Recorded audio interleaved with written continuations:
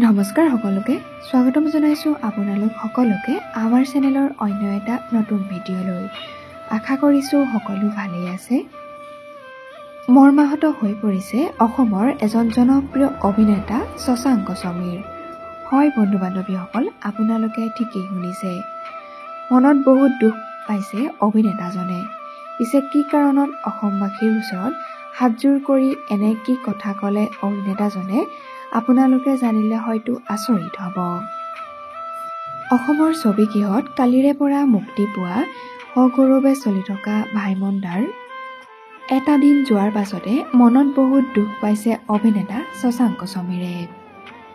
Facebook live আহি অভিনেতাজনে কি ক'লে এবাৰ শুনকচোন।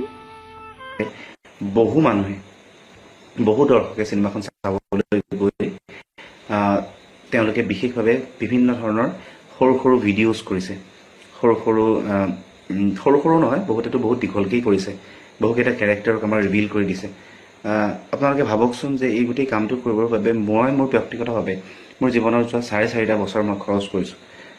আৰু 4.5 বছৰ খৰচ কৰিছোঁ মানে কেৱল আপোনালোকক ধুনীয়াকৈ দেখুওৱাৰ বাবেই মই য'ত পূৰ্ণাস্তি যেনেকৈ হওক গোটেই অসমখনতেই ইপাৰৰ পৰা সিপাৰলৈকে ঘূৰি এই গোটেই কাহিনীবোৰ মই যুগুত কৰিছোঁ।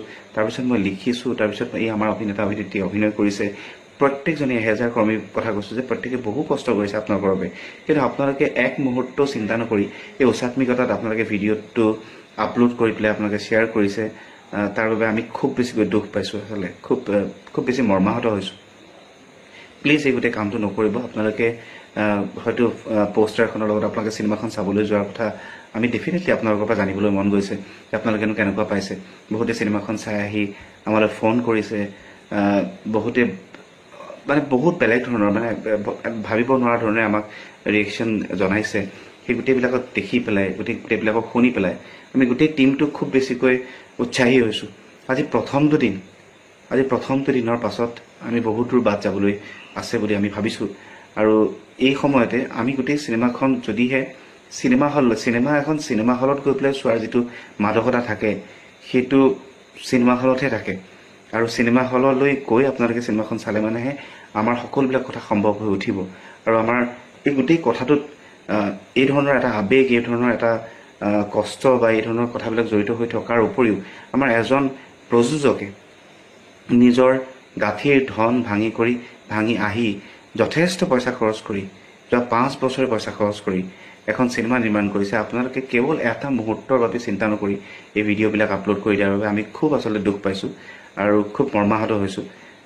প্লিজ এতিয়ালৈকে যিসকলে এই ভিডিঅ'বিলাক শ্বেয়াৰ কৰিছে সেয়া লাগিলে 1 ছেকেণ্ডৰে হওক, বিশ্বাস কৰক এই 1 ছেকেণ্ডটো যুগুত কৰিবৰ বাবে মোৰ প্ৰায় 1 বছৰ সময় গৈছে।